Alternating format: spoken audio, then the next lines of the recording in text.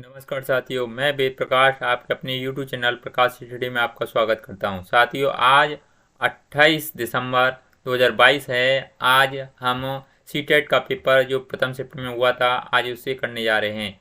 इसमें आज हम सभी पर्यावरण के क्वेश्चनों को उठाने वाले हैं।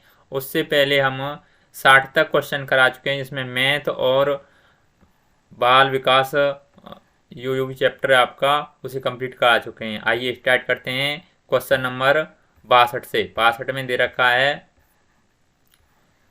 कोई छात्र ए पर है और बी पर पहुंचना चाहता है। उसके लिए पहले वह ओ पर जाता है तो ए के ठीक उत्तर में 120 मीटर दूरी पर है और फिर वह ओ से बी ठीक पश्चिम दिशा में 50 मीटर दूरी तय करके पहुंचता है। ए की बी से दूरी तथा बी के सापेक्ष ए की दिशा क्रमशः क्या है। 4 ऑप्शन दे रखे हैं, इनमें से सही आंसर आपको बताना है। इसका सही आंसर ऑप्शन नंबर सेकंड हो जाएगा, यानी 130 मीटर दक्षिण पूर्व। यानी ये हो जाएगा आपका, कोई छात्र ए पर है, यानी यहाँ पर कोई छात्र यहाँ ए पर है, बी पर पहुंचना चाहता है। उसके लिए पहले वह ओ पर जाना चाहता है और ए के ठीक उत्तर की ओर 120 मीटर दूरी पर है। 120 यहाँ पर आप ऐसे इसे उत्तर, दक्षिण और पूर्व और पश्चिम ऐसे दिशा आप दर्शा के इस सवाल को सॉल्व कर लेंगे। इसका सही आंसर ऑप्शन नंबर सेकंड हो जाएगा। अगर साथियों का सॉल्व नहीं होता है, आपका सवाल नहीं आता है, तो प्लीज हमें कमेंट बॉक्स में कमेंट करके बताएं क्या दिक्कत है, हम दोबारा से आपको बता देंगे। अगला नेक्स्ट क्वेश्चन है स्लॉथ के विषय में निम्नलिखित में से सही कथन चुनिए। 4 ऑप्शन दे रखे हैं, इनमें से सही आंसर आपको बताना है। इसका सही आंसर ऑप्शन नंबर चौथा हो जाएगा, यानी स्लॉथ भालू जैसे दिखते हैं और दिन के समय 17 घंटे वृक्ष की शाखा पर उल्टे सिर लटकाकर सोते हैं। अगला क्वेश्चन नंबर 64 में पूछा गया है, जब किसी एक कपड़े पर दूध को उड़ेलते हैं, मलाई उस पर ही रह जाती है। पृथक्करण की यह प्रक्रिया है। ये पृथक्करण की कौन सी क्रिया कहलाती है? ये कहलाती है आपकी निस्यंदन। कौन सी क्या कहलाती है? निस्यंदन। इसका ऑप्शन नंबर पहला सही हो जाएगा। साथियों, अगर आपको वीडियो अच्छा लगता है तो प्लीज़ वीडियो को लाइक, शेयर और चैनल अगर आपने सब्सक्राइब नहीं किया है, प्लीज़ चैनल को जरूर सब्सक्राइब कर लें। अगला नेक्स्ट क्वेश्चन देखते हैं। नेक्स्ट क्वेश्चन है हमारा क्वेश्चन नंबर 65 में पूछा गया है, कक्षा 5 की पाठ्य पुस्तक में दिए गए गोलकोंडा किले के मानचित्र में 1 सेंटीमीटर जमीन पर 110 मीटर की दूरी को दर्शाता है। इस मानचित्र में फतेह दरवाजे से जमाली दरवाजे की दूरी 10.7 सेंटीमीटर है। जमीन पर इस दोनों दरवाजों के बीच की कम से कम दूरी होगी। साथियों, ये सॉल्व करना पड़ेगा और ये हम आपको कल बोर्ड पे बताएंगे। इसका सही आंसर क्या होगा? इसका सही आंसर ऑप्शन नंबर सेकंड होगा। आप इसे सॉल्व भी कर सकते हैं। अगर सॉल्व नहीं होता है तो कमेंट में हमें बताएं, हम आपको अगली नेक्स्ट वीडियो में बता देंगे। आज इसमें आंसर मैं बताने जा रहा हूँ। क्वेश्चन नंबर 66 है, 3 राज्यों का वह समूह जिसके किसी किनारे पर बंगाल की खाड़ी है, कौन सा है? यहाँ इसमें पूछा गया 3 राज्यों का वह समूह जिसके किसी किनारे पर बंगाल की खाड़ी है, वह कौन सा है? ये 4 ऑप्शन दे रखे हैं, इनमें से सही आंसर आपको बताना है। इसका सही आंसर हो जाएगा, यानी ऑप्शन नंबर तीसरा, यानी उड़ीसा, आंध्र प्रदेश और तमिलनाडु है। ऑप्शन नंबर तीसरा, सॉरी। क्वेश्चन नंबर 67 में पूछा गया है, मान लीजिए आप मध्य प्रदेश में हैं। इस राज्य के सापेक्ष किस दिशा में हमारे देश के सर्वाधिक घने जंगल हैं? 4 ऑप्शन दे रखे हैं, सही आंसर आपको बताना है। इसमें से सही आंसर ऑप्शन नंबर सेकंड हो जाएगा, यानी उत्तर पूर्व में घने जंगल हैं। अगला क्वेश्चन नंबर 68, माउंट एवरेस्ट की चोटी की ऊंचाई है? माउंट एवरेस्ट की चोटी की ऊंचाई है। इसका सही आंसर ऑप्शन नंबर सेकंड हो जाएगा, यानी 8850 मीटर। अगला क्वेश्चन नंबर 69 है, टूटरा तारा होता है कोई, टूटरा तारा होता है कोई, यानी उल्का, क्या होता है? उल्का पिंड। क्वेश्चन नंबर तीसरा राइट आंसर हो जाएगा। अगला क्वेश्चन नंबर 70 में पूछा गया है, खेजड़ी वृक्ष के बारे में नीचे दिए गए कथनों पर विचार कीजिए। इसमें ए कथन दे रखा है, बी कथन दे रखा है, सी कथन, सी, डी और ई। इसमें सही कथन है, यानी इसमें सही कथन कौन सा है? ये 4 ऑप्शन दे रखे हैं, इनमें से सही आंसर आपको बताना है। इसका सही आंसर ऑप्शन नंबर पहला हो जाएगा, यानी ए, बी और डी सही कथन है। ए में बताया गया है, यह वृक्ष मुख्यतः रेगिस्तान क्षेत्रों में पाया जाता है। बी में बताया गया है कि उसे उगने के लिए अधिक जल की आवश्यकता नहीं होती। और आपका डी ऑप्शन पूछा गया है कि इस वृक्ष की छाल का उपयोग दवाइयों के बनाने में होता है तथा इसकी लकड़ी पर कांटों का प्रभाव नहीं पड़ता है। अगला नेक्स्ट क्वेश्चन नंबर 71 में पूछा गया है, किसी छात्र द्वारा नीचे दिए गए कथन पर विचार कीजिए। कथन दे रखा है आपको, मैं जिस क्षेत्र में आया हूँ वहाँ बारिश बहुत कम होती है, गर्मी बहुत पड़ती है, हमारे घर मिट्टी के बने होते हैं, घरों की दीवारें बहुत मोटी होती हैं और इन्हें मिट्टी से ही पोत कर सुंदर किया जाता है। घरों की छतें काटीली झाड़ियों से बनाई जाती हैं। यह छात्र निम्नलिखित में से किस राज्य में आया हो सकता है? ये आपको 4 ऑप्शन दे रखे हैं, इनमें से सही आंसर आपको बताना है। क्वेश्चन नंबर कौन सा है? ये 71वां क्वेश्चन है। 71वां क्वेश्चन के 4 ऑप्शन दे रखे हैं। इसका सही आंसर हो जाएगा ऑप्शन नंबर तीसरा, यानी ये राजस्थान की बात कर रहा है। अगला क्वेश्चन नंबर 72 में बताया गया है, किसी सभा में अपना परिचय देते समय किसी छात्र की कथन पर विचार कीजिए। कथन क्या है? मैं जिस जगह में आया हूँ वहाँ के अधिक लोग सरसों के तेल में बनी पकी मछली खाना पसंद करते हैं। यह छात्र किस जगह से आया है? 4 ऑप्शन दे रखे हैं, इनमें से सही आंसर बताना है। 72 का सही आंसर ऑप्शन नंबर तीसरा, यानी कश्मीर में। ये कहाँ की बात कर रहा है? ये कश्मीर की बात कर रहा है। अगला क्वेश्चन नंबर 73 में पूछा गया, निम्नलिखित में से सही कथन चुनिए। 4 ऑप्शन दे रखे हैं, 4 ऑप्शन में से सही कथन आपको चुनना है। 73 का ऑप्शन नंबर तीसरा सही हो जाएगा, यानी यहाँ जहाँ तक कि 3 महीने की आयु के हाथी के बच्चे का भार सामान्यतः 200 किलोग्राम होता है।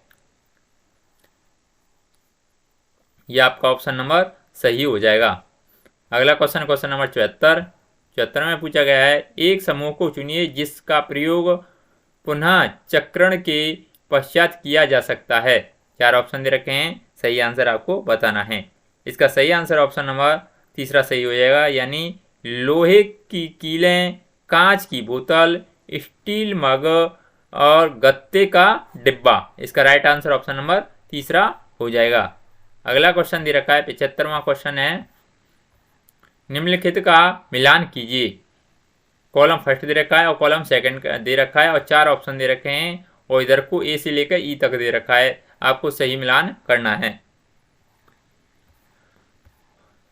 ये आपके 4 ऑप्शन हैं, इनमें से सही आंसर ऑप्शन नंबर चौथा हो जाएगा, यानी ए का फर्स्ट का ई और सेकंड का बी। फर्स्ट का ई, इससे यानी छोटे भटूरे, छोले भटूरे पाए जाते हैं कहाँ पर? पंजाब में। और आपका बी का थर्ड, यानी इसका ये थर्ड हो जाएगा, यानी नारियल डली करी के साथ ओला टेपिओका। ये कहाँ पर? ये कश्मीर में। और तीसरा आपका तीसरा डी से है, यानी ये आपका डी से, यानी सरसों के तेल में बनी पकी मछली। ये कहाँ पर? कश्मीर में पाई जाती है। और चौथा आपका हो जाएगा, चौथा कहाँ, चौथा ए पे हो जाएगा, यानी ये गोवा से हो जाएगा। ये नारियल के तेल में बनी पकी मछली कहाँ होती है, ये होती है आपकी गोवा में। अगला क्वेश्चन देख लेते हैं, क्वेश्चन नंबर 76 में पूछा गया है, अपनी कक्षा 4 के पर्यावरण अध्ययन के विद्यार्थियों की रचनात्मक आकलन के लिए उपयुक्त कार्य का चुनाव कीजिए। 4 ऑप्शन दे रखे हैं, सही आंसर आपको बताना है। 76वें क्वेश्चन का सही आंसर क्या होगा? 4 ऑप्शन दे रखे हैं, आपको कमेंट में इसका आंसर बताना है। इसका सही आंसर ऑप्शन नंबर सेकंड हो जाएगा, यानी डूबने और तैरने की क्रिया का अवलोकन करने के लिए क्रियाकलाप करना। इसका सही आंसर ऑप्शन नंबर सेकंड हो जाएगा। अगला नेक्स्ट क्वेश्चन, क्वेश्चन नंबर 77 में पूछा गया है, पर्यावरण अध्ययन के शिक्षण में कला और कौशल का समावेश करना चाहिए क्योंकि वह प्रोत्साहित करता है। 4 ऑप्शन दे रखे हैं, ए, बी, सी और डी। इनमें से सही आंसर आपको बताना। 4 ऑप्शन ये दे रखे हैं, इनमें से सही आंसर कौन सा होगा? 77 का सही आंसर ऑप्शन नंबर चौथा होगा, यानी ए, बी, डी सही होंगे। इसमें कौन कौन से? ए, बी, डी। ए, बी, डी में क्या दे रखा है? ए में दे रखा है सृजनात्मक को, बी में दे रखा है सहपाठी सीखने को, और डी में दे रखा है समावेश को। इसका सही आंसर ऑप्शन नंबर चौथा हो जाएगा।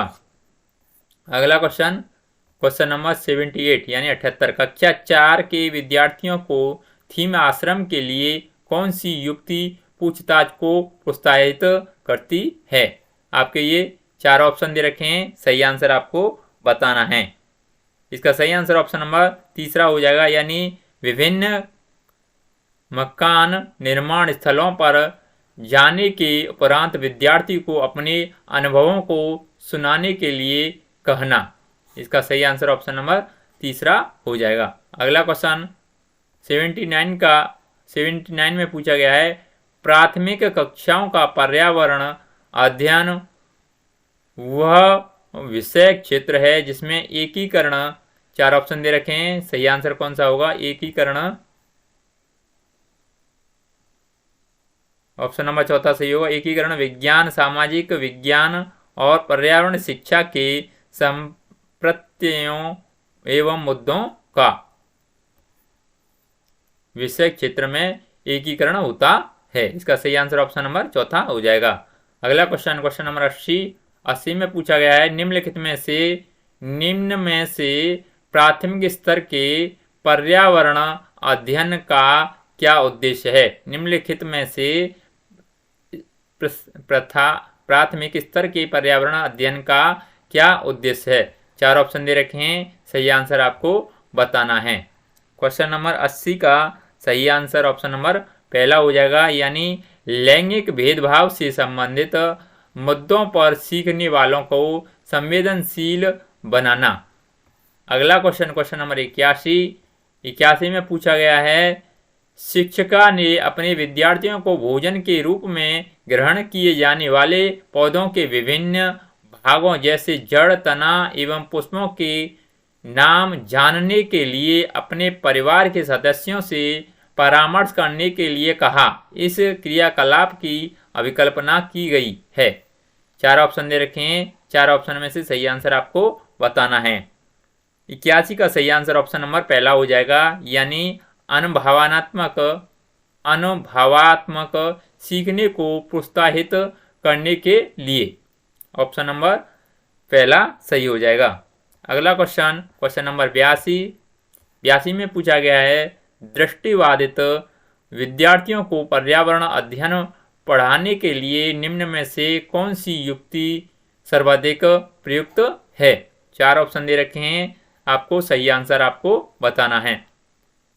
क्वेश्चन नंबर 82 का सही आंसर क्या होगा? इसका सही आंसर ऑप्शन नंबर चौथा हो जाएगा, यानी स्पर्शी शिक्षण अधिगम सामग्री का अधिक उपयोग करें। अगला क्वेश्चन, क्वेश्चन नंबर 83 में पूछा गया है, पर्यावरण अध्ययन का शिक्षण करते हुए पाठ का वह उपयुक्त स्तर जिस पर विद्यार्थियों का आकलन किया जाना चाहिए वह है। सही आंसर आपको बताना है। 83 का सही आंसर क्या होगा? 83 का ऑप्शन नंबर चौथा सही होगा, यानी शिक्षण अधिगम के दौरान। पर्यावरण अध्ययन का शिक्षण करते हुए पाठ का वह उपयुक्त स्तर जिस पर विद्यार्थियों का आकलन किया जाना चाहिए वह है एक शिक्षण अधिगम के दौरान। अगला क्वेश्चन देख लेते हैं। क्वेश्चन नंबर 84 है, आपको अपने विद्यार्थियों के पर्यावरण अध्ययन परियोजना का आकलन करना है और उन्हें शीघ्र पुनर्निवेशन देना है। आप आकलन के किस साधन का चुनाव करेंगे? 4 ऑप्शन दे रखे हैं, इनमें से सही आंसर बताना है। 84 का ऑप्शन नंबर कौन सा सही होगा? 84 का सही आंसर ऑप्शन नंबर तीसरा हो जाएगा, यानी जांच सूची। अगला क्वेश्चन देख लेते हैं। क्वेश्चन नंबर 85 में पूछा गया है, पर्यावरण अध्ययन में सीखने का आकलन करने का उद्देश्य क्या है? उद्देश्य है कि 4 ऑप्शन दे रखे हैं, सही आंसर आपको बताना है। 85 का ऑप्शन नंबर पहला सही हो जाएगा, यानी उद्देश्य है कि शिक्षक विद्यार्थियों को उपलब्धियों के विषय में जानकारी एकत्रित करे। अगला क्वेश्चन नंबर 86 में पूछा गया है, नई शिक्षा नीति 2020 के अनुसार प्राथमिक कक्षा 1 से 5 तक के लिए निम्नलिखित में से क्या स्तर होगा? ए में दे रखा है आरंभिक स्तर, बी में दे रखा है मध्य स्तर और सी में दे रखा है बुनियादी स्तर। आपके ये 4 ऑप्शन दे रखे हैं, इनमें से सही आंसर आपको बताना है। इसका सही आंसर ऑप्शन नंबर तीसरा हो जाएगा, यानी ए और सी, यानी आपका प्रारंभिक स्तर भी होना चाहिए और बुनियादी स्तर भी होना चाहिए। ऑप्शन नंबर सी सही हो जाएगा, तीसरा सही हो जाएगा। क्वेश्चन नंबर 87 में क्या पूछा गया है? 87 में कहा गया है, प्राथमिक स्तर पर निम्न में से क्या प्रक्रिया कौशल नहीं है? 4 ऑप्शन दे रखे हैं, इनमें से सही आंसर आपको छांटना है। 87 का ऑप्शन नंबर तीसरा सही हो जाएगा, यानी परिकल्पना की जांच करना। अगला क्वेश्चन नंबर 88 में पूछा गया है, थीम परिवार तथा मित्र में निम्न में से कौन सा उप थीम है? 4 ऑप्शन दे रखे हैं, इनमें से सही आंसर आपको बताना है। 88 का ऑप्शन नंबर सेकंड सही हो जाएगा, यानी कार्य और खेल।